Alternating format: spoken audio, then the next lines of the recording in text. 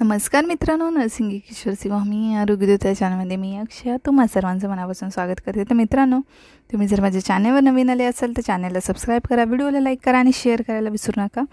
तर आजच्या व्हिडिओमध्ये आपण बघणार आहोत रिसर्च मॅनेजमेंटमध्ये विचारलं जाणारं किंवा विचारलं गेलं संशोधन रिलेटेड म्हणजे रिसर्च रिलेटेड क्वेश्चन आहे. हा प्रश्न ऑलरेडी विचारला गेला आहे 2 मार्काला, डेफिनेशन आणि परिचर्या संशोधनातील महत्त्व.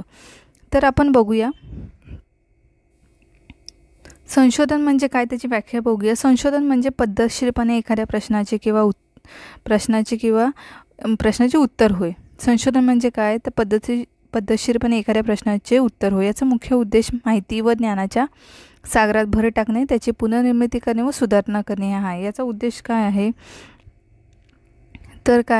तर ज्ञानाच्या सागरात भर टाकणे, त्याची पुनर्निर्मिती करणे व सुधारणा करणे आहे. नव्या ज्ञानाचा किंवा माहितीचा पद्धतशीरपणे अभ्यास करून सत्यता संबंध जाणून घेण्याचा प्रक्रिया संशोधन असे म्हणतात. म्हणजे नव्या ज्ञानाच्या किंवा माहितीचा पद्धतशीरपणे अभ्यास करून सत्यता आणि संबंध जाणून घेण्याच्या प्रक्रिया संशोधन असे म्हणतात. परिचर्या संशोधनाचे महत्त्व काय आहे तर परिचर्या संशोधन म्हणजे परिचर्या व्यवसायाशी संबंधित महत्त्वाच्या बाबींवर सविस्तरपणे पद्धतशीरपणे केलेली चौकशी किंवा अभ्यास होय. परिचर्या संशोधन म्हणजे काय तर परिचर्या व्यवसायाशी संबंधित महत्त्वाच्या ज्या बाबी असतात त्यांच्यावर सविस्तरपणे पद्धतशीरपणे केलेली चौकशी किंवा अभ्यास होय, की ज्यामुळे परिचर्या शास्त्र अधिक विकसित आणि प्रगत होऊन विश्वासार्ह होण्यास पात्र ठरते. ठीक आहे, ह्याचे महत्त्व आहे. आता 4 मार्काला हा प्रश्न विचारला जातो की 15 मार्काचा संशोधनाशी रिलेटेड प्रश्न विचारला जातो. त्याच्यातला मी हा 2024ला घेतलेला हा क्वेश्चन घेतला आहे. ते कॅरेक्टराइज ऑफ गुड रिसर्च, चांगल्या संशोधनाची वैशिष्ट्ये, किंवा 5 मार्काला सुद्धा हा प्रश्न विचारला जाईल. तर आपण बघूया काय आहेत तर चांगल्या संशोधनाची वैशिष्ट्ये. तर चांगल्या संशोधनाची काही वैशिष्ट्ये आहेत, त्या मानकानुसार केलेल्या संशोधनाला उत्तम संशोधन म्हणतात. मुख्यतः यामध्ये 3 मानकांचा प्रामुख्याने समावेश होतो झालं आहे. ते असे तर पुढील प्रमाणे कुठले आहेत 3 मानके तर ऑर्डर अँड कंट्रोल, इम्प्रिसियम आणि जनरलायझेशन. ठीक आहे, ऑर्डर, कंट्रोल, इम्प्रिसियम आणि जनरलायझेशन.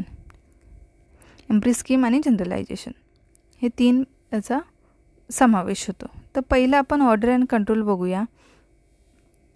तर नक्की काय आहे ऑर्डर आणि कंट्रोल तर टप्पेवारीत नियंत्रित चांगले संशोधन टप्प्याटप्प्यानुसार करायचे असते. त्याच्या अनेक पायऱ्या आहेत. तर ऑर्डर आणि कंट्रोलमध्ये काय तर टप्पेवारीचे नियंत्रण चांगले संशोधन टप्प्याटप्प्यानुसार करायचे असते. त्याच्या अनेक पायऱ्या आहेत. उदाहरणार्थ आपण बघायला गेलो तर योग्य समस्या शोधणे, निवडणे, प्रश्नांची उकळ करणे, योग्य शब्दात मांडणे, ध्येय उद्देश ठरवणे, ठीक आहे, पद्धती ठरवणे, उत्तर शोधणे, माहिती गोळा करणे, ठीक आहे, किंवा विवरण तयार करून शेवटचे मत मांडणे, या सर्व गोष्टींचा समावेश चांगलं संशोधनानुसार क्रमानुसार येतो.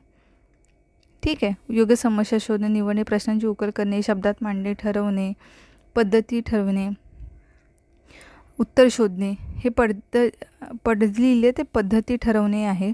उत्तर शोधणे, माहिती गोळा करणे, विवरण तयार करून शेवटचे मत मांडणे, या सर्व गोष्टींचा समावेश काय होतो तर चांगल्या संशोधनात क्रमानुसार येतो. संशोधन करीत असताना अनेक वेळा विषय उद्देश सोडून वेगळ्याच वळणावर जाण्याचा किंवा अनावश्यक बाबी ज्या आहेत त्या संशोधन येण्याचा संभव असतो. परंतु संशोधकाने या सर्व बाबींवर योग्य नियंत्रण ठेवून फक्त प्रश्नांमध्ये कारणे व परिणाम यांच्या संबंधावर लक्ष केंद्रित करून संशोधनात कार्य करायचे असते. जेव्हा रिसर्च म्हणजे संशोधन करीत असताना अनेक वेळा विषय उद्देश सोडून वेगळ्याच वळणावर जाण्याचा किंवा अनावश्यक बाबी संशोधनात येण्याचा संभव असतो. परंतु संशोधकाने काय करायचं, या सर्व बाबींवर योग्य नियंत्रण ठेवून फक्त प्रश्नांमध्ये कारणे व परिणाम यांच्या संबंधावर लक्ष ठेवून केंद्रित करून संशोधन करायचं आहे.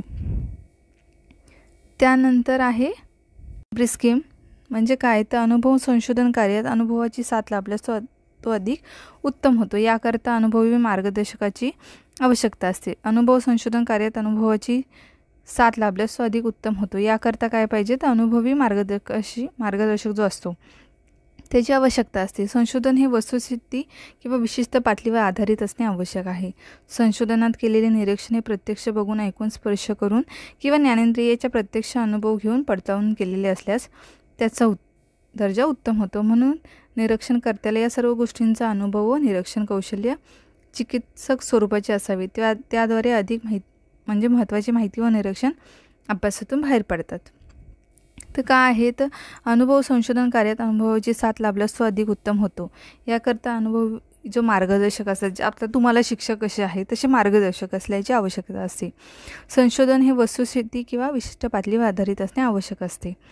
संशोधनात केलेले निरीक्षण हे प्रत्यक्ष बघून, ऐकून, स्पर्श करून किंवा ज्ञानेंद्रियाचा प्रत्यक्ष अनुभव घेऊन पडताळून केले असल्यास त्याचा दर्जा उत्तम होतो. म्हणून निरीक्षणकर्ता जो आहे त्याला या सर्व गोष्टींचा अनुभव व निरीक्षण कौशल्य चिकित्सक स्वरूपाचे असावे.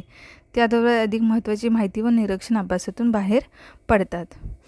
तिसरा आहे जनरलायझेशन. म्हणजे काय, तर सामान्यीकरण.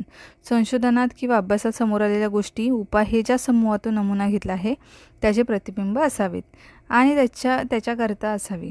ठीक आहे. सामान्यीकरण संशोधनात किंवा अभ्यासात समोर आलेल्या गोष्टी, उपाय हे ज्या समूहातून नमून घेतला आहे त्याचे प्रतिबिंब असावे आणि त्याच्याच करता असावे. अभ्यासाची गुणवत्तेत सामान्यीकरणाला फार महत्त्व आहे. संशोधनाच्या सामान्यीकरणावर आधारित अनेक थेरीज उदयास आल्या. थेरीज आहे इथे, थेरीज उदयास आल्या आणि त्याचा उपयोग इतर अभ्यासांमध्ये करण्यात येतो. या थेरी सामान्यीकरण व कन्सेप्ट याबरोबर जोडलेल्या आहेत. ठीक आहे. तर हेच झालं जनरलायझेशन. तशा प्रकारे आपण चांगल्या संशोधनाची जी वैशिष्ट्य आहेत ती बघितली, संशोधनाची डेफिनेशन बघितली आणि नर्सिंग म्हणजे परिचर्येमध्ये त्याचं काय महत्त्व आहे ते सुद्धा आपण ह्याच्यामध्ये बघितलेलं आहे. तर अशा प्रकारे तुम्हाला ज्या ह्या महत्त्वाच्या नोट्स आहेत, रिसर्चवरती मी अजून काही क्वेश्चन घेणार आहे. इम्पॉर्टन्स जे संशोधन ह्या विषयाशी जे रिलेटेड प्रश्न आहेत ते मी नक्कीच घेते, प्रयत्न करते आणि आपण लवकर हे संपवूया. लवकरच भेटणार आहोत आपण, मग लवकरच पुढच्या व्हिडिओमध्ये भेटूया. तोपर्यंत तुम्ही काळजी घ्यायची, मस्त राहायचे, स्वस्थ राहायचे. धन्यवाद.